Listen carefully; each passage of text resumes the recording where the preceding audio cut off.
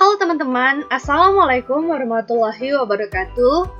Shalom Om Swastiastu, Namo Buddhaya, Salam Kebajikan. Adil Kak Talino, Bacuramin Kak Saruga, Basengat Kak Jubata. Perkenalkan, saya Yudhani Linling, mahasiswi Prodi Pendidikan Matematika Universitas Mercu Buana Yogyakarta. Dalam kesempatan kali ini, saya akan menguji reliabilitas terhadap data yang telah saya miliki menggunakan SPSS.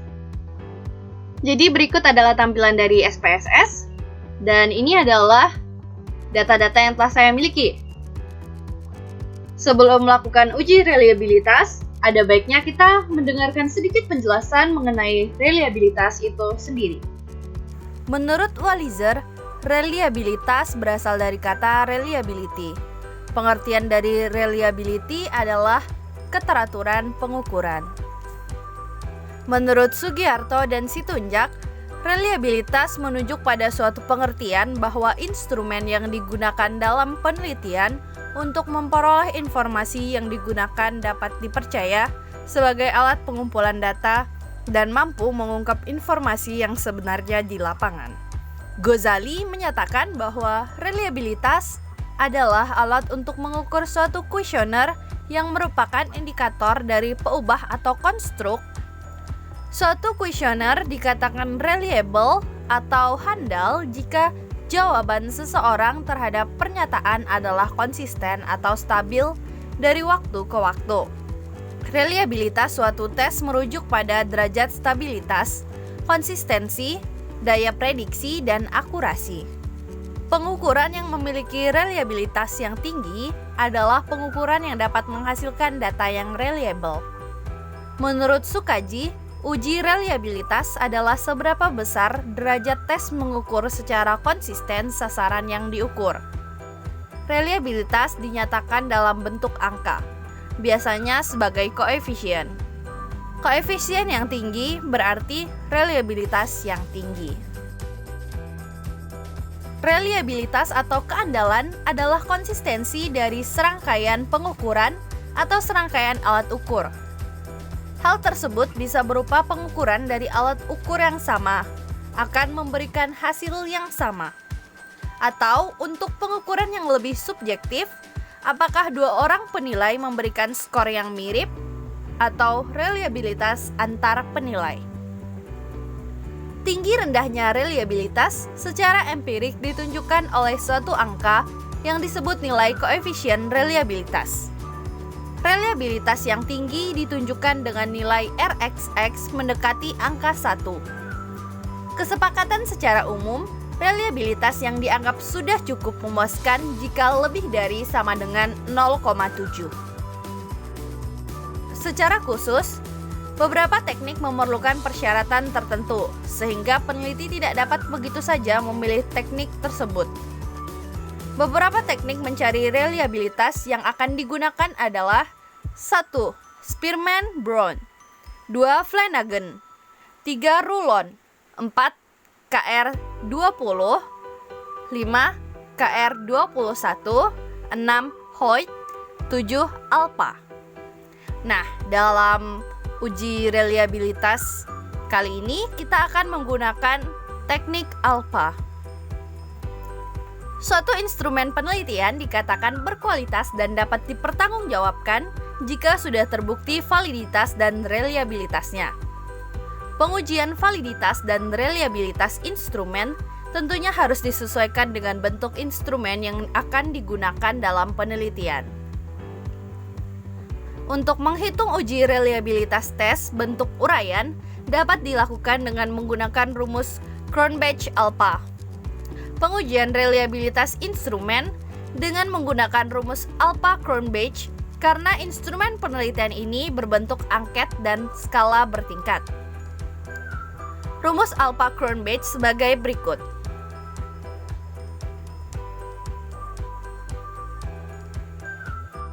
Nah, itu dia tadi sedikit penjelasan mengenai reliabilitas dari saya. Sekarang kita langsung saja ke langkah pertama untuk menguji data ini. Pertama-tama kita mengcopy datanya terlebih dahulu. Jadi di sini saya menyebarkan 25 soal kepada 30 orang. Saya membuat 25 soal untuk dijawab oleh 30 orang. Dan 25 juga 30 di sini tuh bukan keharusan ya, bukan sesuatu yang wajib datanya harus segitu, enggak. Jadi kalian boleh kurang dari 25, kurang dari 30, atau lebih dari 25 dan lebih dari 30 ya. Boleh bebas sesuai data yang kalian miliki. Nah, di sini kita copy datanya dan totalnya. Jadi penomorannya tidak perlu kita copy, kita cukup copy datanya dan totalnya saja.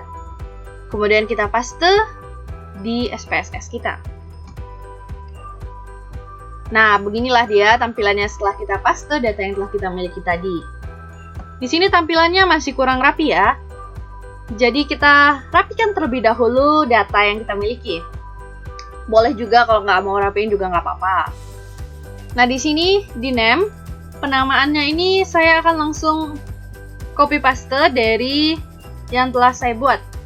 Karena keyboard saya rusak. Nah, tinggal di copy, kemudian di paste.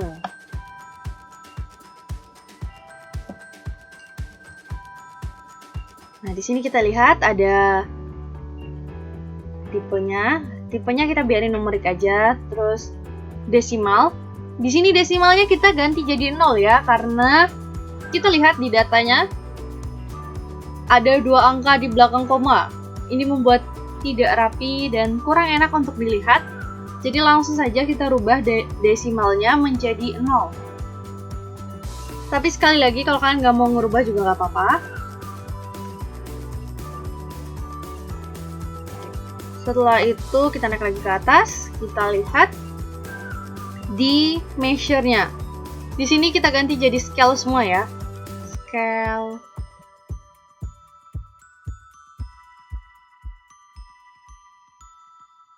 Nah, semuanya sudah saya ganti jadi scale, dan ini sudah jadi 0, ini sudah ada namanya. Sekarang kita lihat data kita. Nah, datanya sudah terlihat lebih rapi dari sebelumnya.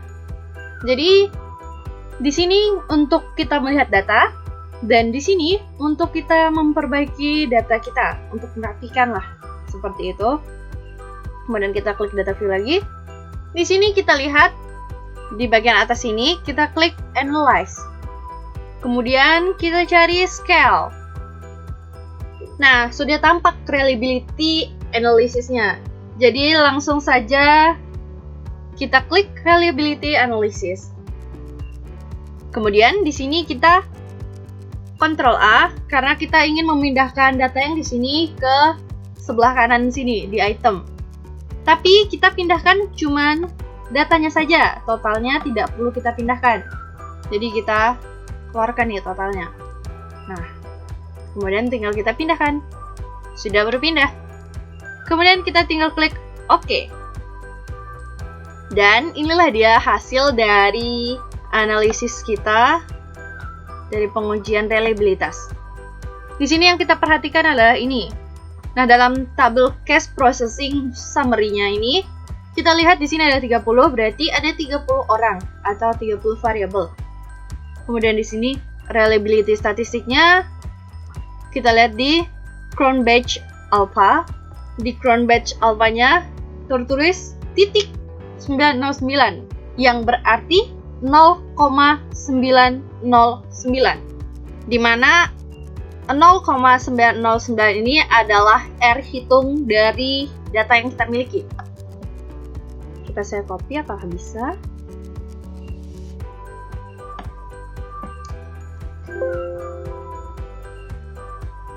Oh, bisa. Jadi ini bisa di copy. Kita copy lagi karena saya tidak yakin apakah keyboard saya bisa untuk menulis 9. Nah, kita copy di R hitungnya. Jadi nilai R hitungnya adalah 0,909. Data dikatakan reliable jika R hitungnya lebih besar daripada R tabel. Dan data dikatakan tidak reliable jika R hitungnya kurang dari R tabel. Kemudian di sini kita cari airtable-nya. Kita belum tahu nih airtable-nya berapa. Airtable-nya bisa kita cari dengan melihat langsung di airtable. Di Google juga ada ya airtable. Di sini saya menggunakan tingkat signifikansinya 0,05. Kalian bisa menggunakan 0,01 dan yang lainnya, terserah. Di sini saya menggunakan 0,05. Dan kita ketahui bahwa airtable itu N dikurang 2. N dikurang 2. 2 saya bermasalah tetap di keyboard. Jadi saya copy dari sini dulu bentar ya. N dikurang 2. Nah, N dikurang 2.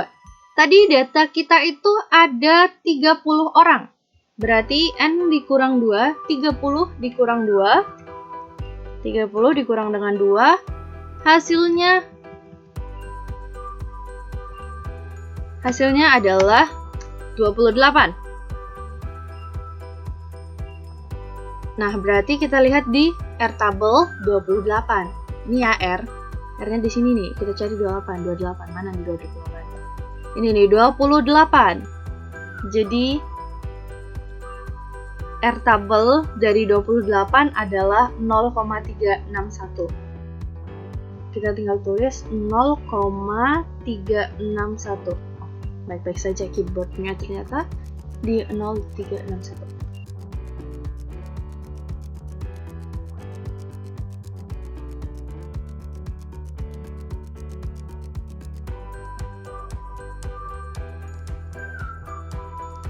Nah, jadi kita sudah mendapatkan nilai dari R hitung dan R tabel. Di sini kita lihat R hitungnya itu 0,909 dan R tabelnya 0,361. Berarti data yang kita miliki terbukti reliable. Di sini saya sudah menulis kesimpulannya. Hasil uji reliabilitas menggunakan SPSS dengan 30 sampel untuk menjawab 25 pertanyaan pilihan ganda menunjukkan reliable karena T hitung lebih besar dari T tabel. Hasil ini dapat dilihat pada tabel 2. Jadi ini nih tabel 2-nya. Nah, inilah hasil dari pengujian reliabilitas terhadap data yang kita miliki, yaitu 30 variabel dan 25 soal. Di sini sudah terbukti reliable. Sekian penjelasan dari saya. Mohon maaf atas kekurangannya. Saya ucapkan terima kasih atas perhatian teman-teman semua. Akhir kata saya ucapkan wassalamualaikum warahmatullahi wabarakatuh. Shalom, Om Shanti Shanti. Namo Buddhaya, salam kebajikan. Adil Kak Talino, Bacuramin Kak Saruga, Basengat Kajubata.